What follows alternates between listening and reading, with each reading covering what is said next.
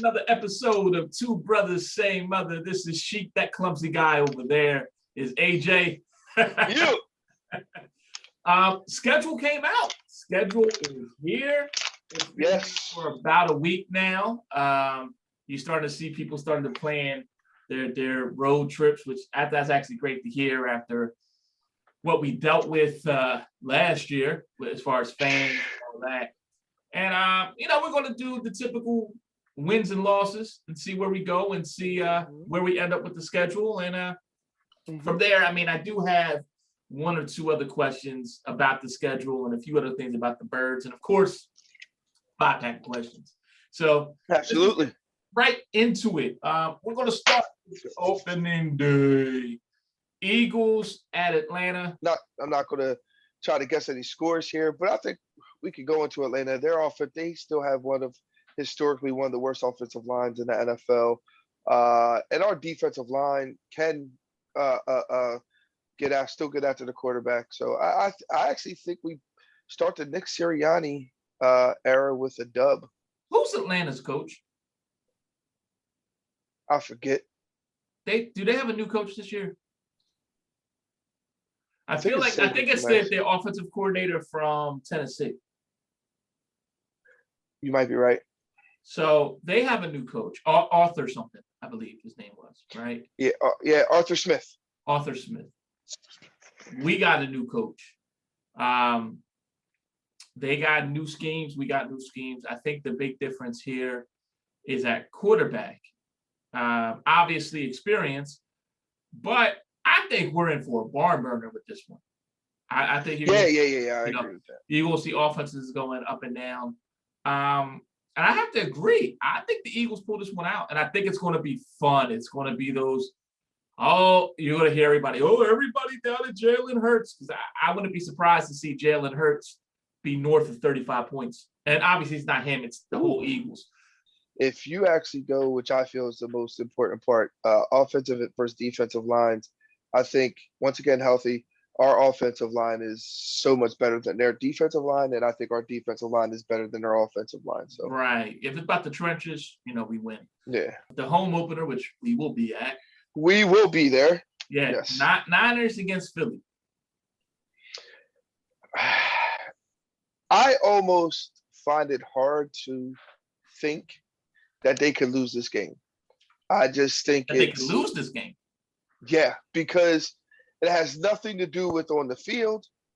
It's just the simple fact of, this team is coming off of, as you said, winning Atlanta. First time the Link will be packed in over a year and a half. Actually, it's the first time it's going to be sold out at the Link since Carson's head dribbled off the carpet in the wild card game. So you got to think with that crowd, that energy, and how Sirianni and how hyper that coaching staff is. I just find it just because off of that. I think the 12th man in Philadelphia is going to play a big role. It's going to be almost like playoff-esque environment, just because everybody's just so antsy to be there. And I actually have the Eagles starting 2-0. I do too, actually, and all the things that you listed. I think Jimmy G is starting. I think, and not only are they 2-0, depending on how the Eagles do and they hit the ground running with that crowd noise, people aren't really used to it. I can see Trey Lance replacing Jimmy G because we're up by like 24 points, So then we get to Monday night, Eagles-Cowboys in Dallas. Please don't kill me, y'all. But we are not going to be about that life that night. Yeah, that's our first L. I think we will be about that life, but I do think it's our first L. But I think it's one of those, and I see it. Hurts is driving and he throws a pick, and it's one of those. Oh no! Like you almost had it. So it's probably going to be one of the most exciting 2-1s in a while. Yeah, it is, and the reason why I said I don't think we'll be about that life, as to me, it has nothing to originally start off with Jalen Hurts. It's one of the reasons why I wanted Patrick Surtain. Nothing against Devontae Smith. It's just I just think Dak coming in Monday night off that injury, with all that firepower they have, I just think they're just gonna their offense is just gonna go up and down the field, and then it's gonna put a lot of pressure in IE, like you said, in a situation where Hurts is gonna start turning the ball over. Well, and I don't say, let me rephrase how I was trying to say it. I wasn't saying that Hurts would be the reason why we lose. I could see the Cowboys at 10 minutes in the second quarter being up 17-0. What I think is going to happen is we're going to be down by more than 2 touchdowns, and Hurts is going to bring us back. And he's going to be on the emphasis of completing the comeback. We're down 4, on the Cowboys 35, and just the defensive coordinator over there just tricks them. However, week 4 against the Chiefs, I think, is when we get reminded that this is a rookie head coach, rookie defensive coordinator. But like, I see the Chiefs putting a smackdown on us. Mm-hmm. Yes, yeah, I totally agree. In Carolina, what do you have? Oh, wait, no, that's Vegas after that. No, October 10th is Eagles versus Panthers. Oh shit, I must have missed. I just didn't write that one. Oh shit, I'm sorry. I was looking at 2 weeks ahead. Sorry. I got us as a win. Sam Darnold doesn't scare me. I know it's at Carolina, but they're. I mean, I know they're a retool team, but their defense doesn't scare me. They're very blah. I personally am predicting Sam Darnold to be a borderline Pro Bowler in the NFC this year. I think he's going to have that good of a season. I don't think it's because of Darnold, though. I think it's almost a Ryan Tannehill-esque. I just think Christian McCaffrey and what you got with the receivers there is going to be really nice for them. Well, so I got it as an L. I don't think it's going to be one of those ones where you're like, man, we're on par with this team, but it just isn't going to match up. And it's really where the home field is going to get them. Yeah, I mean, that's where we're, like I said, that's our first, difference. I think we're just a better overall roster than Carolina. Thursday night. At this point. Tampa Bay at Philly. Is that right? They're at Philly? Mm-hmm. Thursday? Mm-hmm. What's your thoughts there? Kind of almost like the Chiefs. I don't know why. And the only reason, honestly, no, I don't.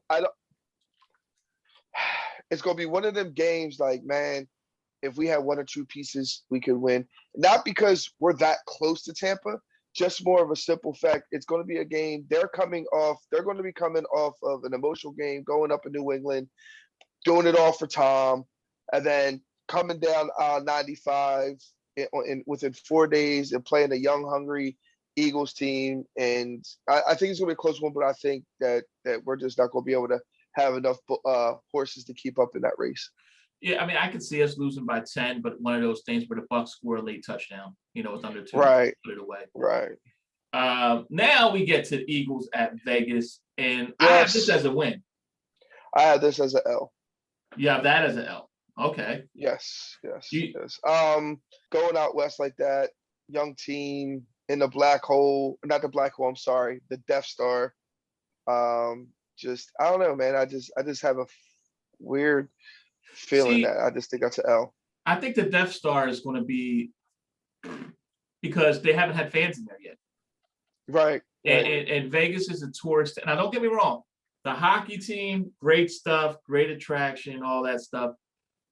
You don't have that. That was an expansion team. So that's a little different.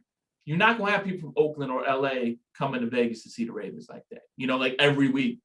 So I don't know. It's only a 2-hour ride, so you never know. You left my town. If the Eagles became the Wilmington Eagles, I'm not driving down there. Screw you. That's just that's the vibe I get. So I don't think now that doesn't mean that the Raiders going to beat the Eagles, but I just don't think that. I think this might be the year for. I don't know. I feel like Las Vegas is due for a downfall. I think this is the year that they realize maybe we shouldn't have signed John Gruden for 13 years. Maybe John Gruden really isn't that good of a coach. And maybe he won with Tony Dungy's players and he really was never really that good. And maybe going back to 1995, he should have started Randall over Rodney Peete, but that's not here nor there. No, not saying I hold any ill will for that. Actually, that was kind of Randall's fault, but whatever. All I know is that he got with the offensive coordinator and was in 98 and put up a ton of. Granted, we didn't have Randy Moss, Chris Carter, and Jake Reed, and Robert Smith. And Robert Smith. So maybe it wasn't all John Gruden's fault, but yeah. Okay. Eagles at Lions on Halloween. We going into the D and bag snatching, bro. Jared Goff does not put any fear in my heart at all. I think the Eagles. I think this is one of the games where the Eagles defense, the defensive line, just dominates, and I think we would. I think this is probably going to blow out. You're not scared of Ali Puli Bali Vaitai? Well, actually, I think he's the backup now. I think they got. He's like the highest paid left tackle, highest paid backup in NFL history. I got it as a win too. Chargers at Philly. Damn, I forgot to write that one down too. What games were you looking at? I completely forgot to write LA. You just had the Cowboys games on there, and that was it. Yeah, right. Cowboys. I have this as an L. I think it's going to be close. Yeah, I have it as an L. I was going to have it as an L anyway. I think, but it's going to be one of those fun games between like two young quarterbacks. It's going to be an exciting game. I just think it's just going to be an L. I think this is the first game where the fan base is, even though it's going to be exciting, is going to be mad at the coaching staff. I think this is one where we lose because of a questionable play calling or something like that. Eagles at Broncos. As of now, they will be the Teddy Bridgewater or Drew Lock Broncos and not the Aaron Rodgers Broncos. I got that as an L, I think, just because of Mile High going out west. Got that as an L. I actually have this as a win. There's always one game that it doesn't really make much sense why they won. And I think this is one of them. And it's not like, so when I say it's an L, I don't outside of basically the Kansas City game, I think they're all either way. Yeah. Saints at Eagles. Got this as another L. Okay. I know they don't have Drew Brees, and I know we caught them by surprise at home. Yeah, last year, yada yada yada. That was last year. They still got a really good defense. They still got a decent offensive line. They still got Alvin Kamara, and I think they're a little pissed off about what happened last year. That's the key. All those reasons. I mean, the big thing is the payback game. I could see Kamara and Michael Thomas. Michael Thomas wasn't in that game, I don't think, last year. Yeah, I could see both of them going off. So that Sunday after Thanksgiving, Eagles at the G-Men. I hate to say it again. This is another L. I just think – I know listen, I don't know what the hell is going on with the Giants fan base. I know they're pissed off or whatever. They're mad at the Eagles for keeping them out of the playoffs when they were like at one point in time, they were 1-7. I think they were like a 4-win team, 5-win team. It's all stupid, right? But I think that team and like the players and the coaches and the fans have we circled that game. They were like hoping that the Eagles would start off the season against the Giants in New York. I just think that just with all that, because they have so much more, I guess it's a little bit more against us than we have them. I think they actually beat us. I have this as an L too, but let's be clear. Daniel Jones's cleats and Evan Ingram's hands is what kept you out of the playoffs. If you would have beat us that game like you were supposed to, you'd have been fine. But yeah, I just, once again, it's a young team, man. Remember, they haven't had a bye week yet. It's a long season. The next week they have the Jets, and then they have the bye week. And the Giants, like you said, they're going to be amped for this one way or another. So I had this as an L. Eagles at Jets. So I guess they just we get off the snide on this one. I have the same thing. I have them winning this one again. Yeah, me too. Although I think Zach Wilson puts on a show. I think Zach Wilson is going to be overrated. Oh, I didn't say he wasn't going to be overrated. I just think this game he's going to do really well. Okay. All right. I feel you. You know what I mean? This is when we wanted those games. I think he does really well. But you know who the Jets running back is? Nah, Yeah, neither do I. I don't think they do. So, you know, it's. Do you know who their wide receivers are? I know Denzel Mims. They I got don't a think. I don't know if Jameson Crowder's still on the squad. I don't know yeah, who the tight Jamison end is. Crowder. Yeah, Crowder's still there. You So know, they're going to have a lot of rookies, so I think we take advantage of right. that. Washington at Philly after the bye. Date to be determined if it's going to be a Saturday or Sunday game. Right. I think this is a W. I do too. This is gonna be, which we'll get into a little later. This will be a win-one for Ryan type game. No, I just think we're just gonna win this one. And it's just because it's at home and it's against Washington. I just think we'll just win it. It'll be close. It'll be a close game. It'll be a Always struggle, is. but we'll win. It seems like it Yeah. always is, no matter what. Right. So the Giants in Philly day after Christmas. Now it's like, okay, we let y'all have that one. Now we about to bleep y'all up, and I think we win this one. Okay. All right. And now the Eagles at Washington, January 2nd. You not picking? You not Oh yeah, picking? I'm sorry. I marked it on my paper. I picked the Eagles to win this one. Oh, okay. So I think we lose this one at Washington. actually I do too. I see it the same way. Mhm. And Cowboys at the Eagles. I have that as a loss as well. I know, like we said, to me, and I 100% agree with you, is the floor for this team is 5. I think the ceiling for this team is 9, maybe 10. I'm even gonna say the ceiling is 10. Okay. I'll say the ceiling is 10. So that's the best possible thing I think they could do. We're going to But get I into think, that in a second, so I'm glad you asked. yeah. So, but like I said, there's a couple games where, like I said, I feel they're going to finish 7-10, 6-11, 7-10. But it could be a season where if a couple things go the right way or some little luck in there, they can finish 10-7. And likewise, something goes wrong, they could have 5 wins. So with that being said, outside of the division, what's the most exciting game you want to see that involves the Eagles? San Fran games, we're gonna be there. No. Exclude that. Exclude that one. Yeah, because it's exciting because we're going to be there. Or is it actually exciting because it's the first game back at where you're going to have fans at the Lincoln? That's the reason why. Then that's different. That's the reason why I made sure. That's the reason why I wanted to get tickets so bad. But do you think that's going to be the most exciting non-divisional game out of the year for you? Yeah, just because of the atmosphere. I wanted to get into something, agree or disagree. And you go into why you agree or disagree. Okay. And I'll start with kind of this exercise because it's interesting. I hadn't done W's and L's until just now. I didn't have anything listed down. So, obviously I thought a little bit when the schedule came out, but I didn't have anything written. Right. A lot of optimism about the Eagles locally and nationally. Terrell Owens came out and said the Eagles are going to win the division. A few other people have said the same thing.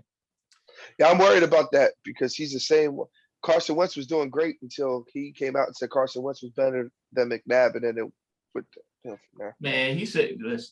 He said Carson Walsh was better than McNabb. Everybody. If you're a fan and you expect the Eagles to win 9 games, you're setting yourself up for failure. Agree or disagree? Agree. I look at this more like Andy's first year. Andy's first year, they went 5-11 because it was an overhaul of everybody when Andy came in. You did have a couple pieces there, but they were young, just like here. Just like here. Yep, exactly. So the signing of Ryan Kerrigan is small news, not a big deal. Agree or disagree? I agree. I mean, it's not a major signing. It's cool. It's depth, it's veteran depth to go along with some of these young guys. He still has a little bit left in the tank. It's not like we're bringing him in to be the best defensive lineman on the team. You know what I mean? It's not. Yeah. So I think it's a cool signing, but it's not major news. There have been national reports that the Eagles are the first team that comes up that's still showing interest in Deshaun Watson. To be clear, those reports literally state that, oh, the Eagles have showed interest in Deshaun Watson. That's it. Nothing beyond that. Nothing about No calls, no nothing. Agree or disagree, the Eagles should show interest in Deshaun Watson because he's an established quarterback, and what we have at quarterback at this moment is a question mark. I agree. Like outside legal stuff aside, I agree. Just looking into that avenue and just kind of maybe kicking the tires on it. I mean, nothing against Jalen Hurts, but if you have an opportunity and if all this other stuff goes away, you have an opportunity to get a proven caliber player like a Deshaun Watson. Why not? I agree with your statement 110%. I don't think it's a big deal. If you have a question mark at a position and someone else who you know is at the prime of their career Right. might be available in that position, you should show interest. Now, it comes out that, oh, out of the Eagles organization, Howie is really willing to give out 3 first-round picks for that. Now I'm pissed, but just I showed interest with no other details beyond that. Yeah. I'm fine Like, with it. and the fact that goes on and then they're just like, yo, the Eagles and the Texans are working something out. I'm still not even mad. I feel bad for Jalen, but prime example, like Randall's one of my favorite Eagles players of all time. He's one of, you know what I mean? He's one of my favorites. But back in the day, if we had when we had Randall, if it came out that, you know, Dan Marino was having issues in Miami, wanted out of Miami, and it was saying the Eagles would show interest. I'm sorry, I'm taking Dan Marino over Randall Cunningham. And you're talking about Randall 1986. Like he's not established. Yes. I'm talking 1990 Randall. I'm still taking Dan Marino over MVP Randall Cunningham. I'm taking. Wow. Well, listen, Dan Marino is considered one of the top 5 greatest quarterbacks of all time. So that's a little different. I'm just saying. I don't know if Deshaun Watson will be a top 5 quarterback or even a top 10 quarterback of all time, but he definitely has the talent level to be a top 5 quarterback in this league right now. Right. And that's what I was kind of saying at that point. You know what I mean? Like in that moment. Agree or disagree? Michael Parsons will be the defensive player of the year. Rookie defensive player of the year. Yeah, just because he has Jalen Smith next to him. So it takes a lot of pressure off him. Unfortunately, like Patrick Surtain doesn't have any really body or any of them other guys. But yeah, I could see. And there was no like top tier Kwity Paye was the best defensive lineman. Kwity Paye, I think, is going to be defensive rookie of the year because I crapped on him. And that's the way my life works. You just feel bad. That's just trying to... That's just what's going to happen. I crapped on him, so he's going to be defensive player of the year. Right. And finally, agree or disagree, Miles Sanders will be an all-pro this year. Not a Pro Bowler, an all-pro. This offensive line stays healthy, yes. I think he'll have I think if this offensive line is healthy, he'll have probably roughly about 2,000 all-purpose yards. 2,000? Yeah. I think we'll have like 12. I think I'll have like 1,400 rushing yards and probably about 500 or 600 receiving yards. Just want to look something up real quick. Best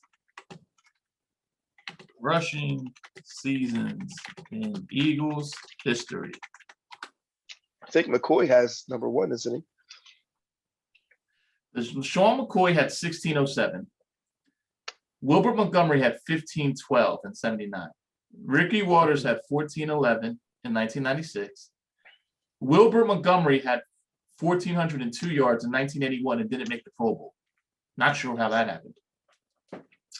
If that gives you an idea, if in fact Miles Sanders, that said, rushed for 1,415 yards, it would be the 3rd best season of all time for the Eagles. In Eagles history, yeah.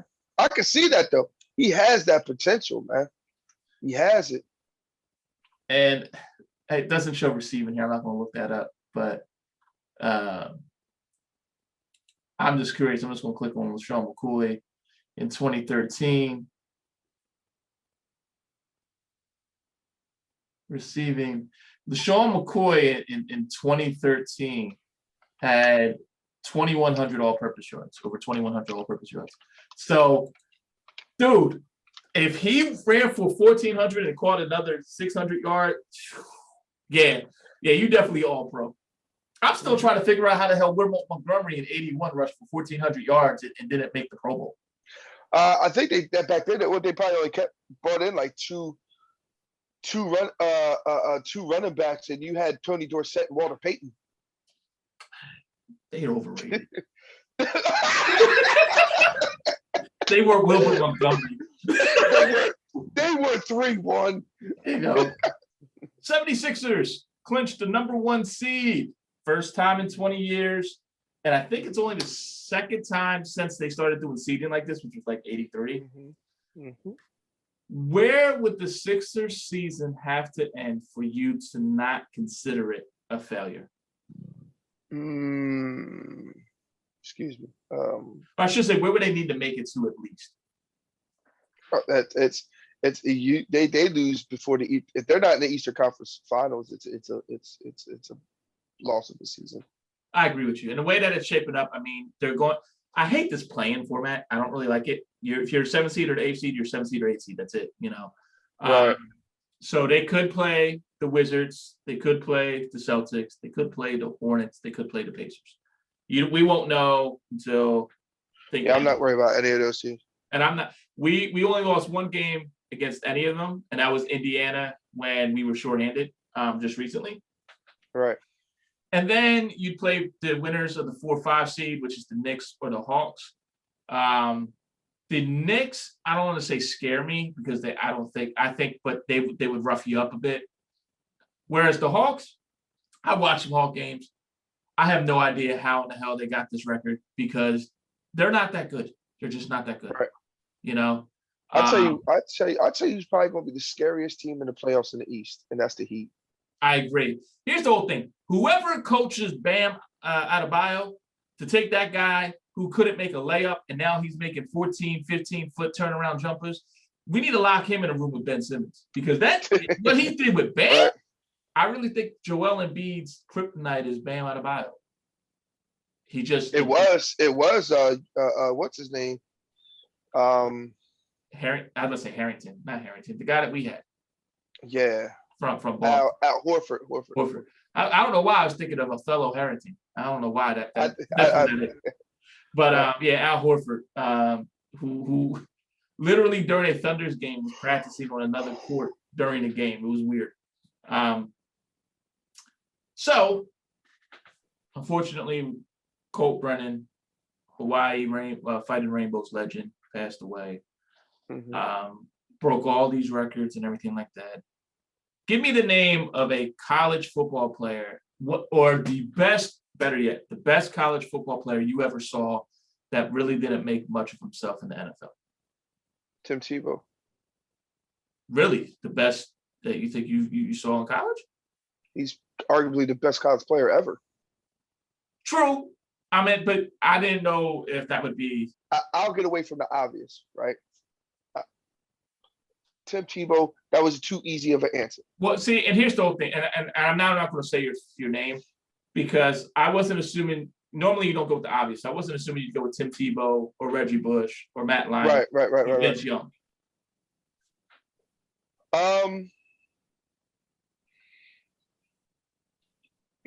You know who I want to go with is somebody that you probably don't remember.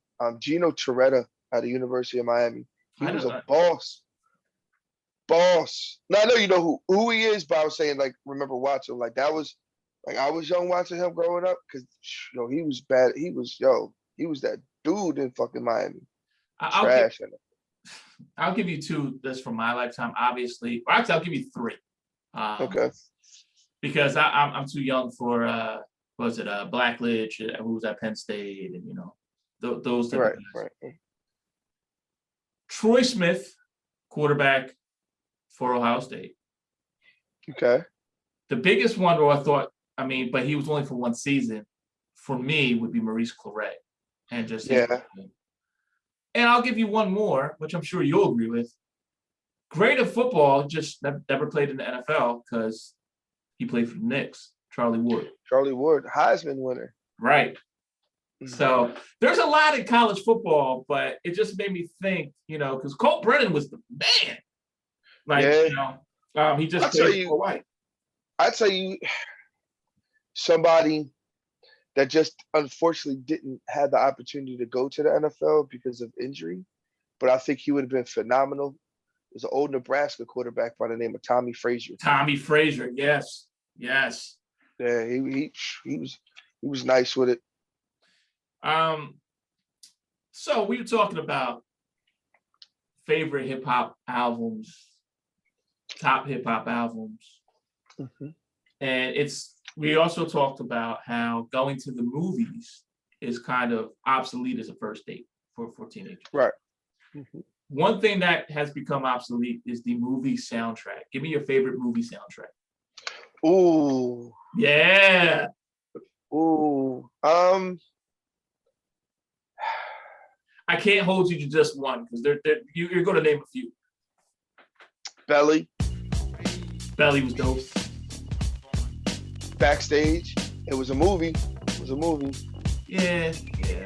Mm-hmm. There's lots more I think of before I get Backstage. To me, like New Jack City or Do the Right Thing, like those 80s and 90s ones seem to really be it. It was a good soundtrack, but not like a dancey soundtrack. It was just a good soundtrack. Soul Food was a decent soundtrack. Soul Food, yeah, that was a lot of like R&B shit on that too. Yeah. Boomerang soundtrack. Boomerang, yes. I was trying to think of what movie it was. Yes, that's the one I was thinking of. As soon as you said that, I started thinking Boys II Men. I was like, Boomerang.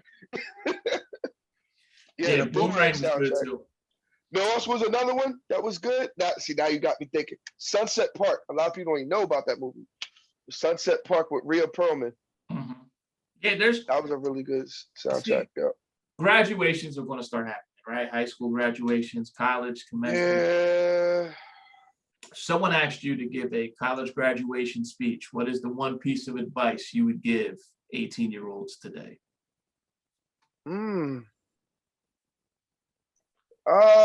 Mainly go to school. Find yourself as a person, as an individual. And don't be out here rushing to make babies and shit, man. Like, establish yourself as who you are. I mean, that's the only thing I can think. I'm just thinking about what I would say to my son. I just imagine you like being on the podium, like, listen, graduating class of 2021. Don't be out here making babies and shit. Like, I would know what I would do? I would put up everything I did at 18, at that age, and point and be like, don't do that shit. Whatever you do, not do that. No. I mean, for me, like, I thought about it when I wrote this question down, but I would say if you believe in something, do it. Because I know in my past, now me and you obviously had different pasts, but there was times where I really wanted to do something, or I thought something was a great idea, and I just, I wouldn't do it. Okay, so speaking of going back 20 years, 2001 actually, for me, I would have been in high school, but finishing up my sophomore year. Okay. So just to try to tie it together. 2001 is also the graduation, the anniversary of two different things. One, Sixers going to the finals against the Lakers.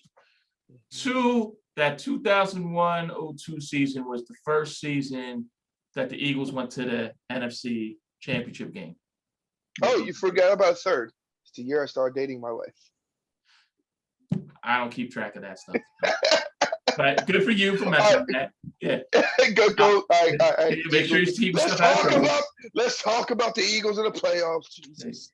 Well, I mean, my question was going to be, what player from 2001 would you put on today's roster? But if you want to go with your wife, what girl were you dating in 2001 before your wife that you would put in your house today, since you want to tie it all together. No. Kidding. No, but seriously, the 2001 Eagles roster, if you could take one player off that team and the 2001 version of that player, okay, and drop him right on this 2021 roster, you can only pick one, who would it be? Troy Vincent. God damn it. That was my answer. I thought you were gonna go with Dawg. I was thinking about Dawg, but I was just like, in this day and age, this style of football, I mean, he would have made the adjustment, but what I was going by what we actually needed. We needed another outside corner, and I was like, Troy Vincent was. That was my answer, yo. That's why I sat for a second. I was like, let me really think this one through. Let me think about the roster. How? I would say I don't know how it would translate. Real quick, it was between Trotter and Vincent, though. I was going back and forth. I would love to see Trotter on the squad as a second, just to see how they would translate. But, you know, I mean, I don't think we need to see Deuce on this team, obviously receivers or Chad Lewis or, you know what I mean? Even though Chad Lewis was a Pro Bowler. You know what might be, believe it or not, my third thing, you know, if we weren't going to go with Dawg, David Akers. Have a solid kicker. Solid kicker. Or Trey Thomas. Trey Thomas, the left tackle, was another thing I looked at. Solid left tackle, yeah. Who also made the Pro Bowl that year. But that was our 5-pack of questions. So, you know, had some fun there. I think I'm going to stick to some anniversary flow stuff with certain things too, just because, you know, a lot of stuff happened in 2001 in Philly. And, you know, a lot of stuff happened in 2011 as well. But, like, there's a lot of stuff as they're going over stuff, not just sports-wise, but, you know, in general. I was just like, damn, you know, 2011 happened. Yeah, I mean, probably one of the most memorable things in American history was 9/11. Right, so, exactly my point. You know what I mean? It was just 2001 was one of those years, man. It was just so many things have happened, like you just said. Just it was bananas. I mean, so that's our show for this week. You know, next week I'm sure we'll have the Eagles sign somebody else. Hopefully, will be your boy Steven Nelson. I hope so. Actually, I ain't gonna lie, man. I'm up to the point now where I just fucking sign Richard Sherman. Like, and it's not even about a long-term thing. Like, I'm just looking for I don't feel comfortable going into a season with your outside corners being, at this point, being Zach McPherson and Darius Slay. Like, no, I agree with you. And I remember, I mean, I said something about Richard Sherman when we talked about free agents a few weeks ago. I would love to see Richard Sherman in here, and even just for the attitude. So, you know. And even if he's just for 1 year, and then next year, whether it be via free agency, you sign a big name, or you draft one high in the draft. I mean, fuck, you got 3 first-round draft picks. So just a quick preview about next week. Beyond, you know, if there's any Eagles signings, and, you know, there's always going to be some Eagles news.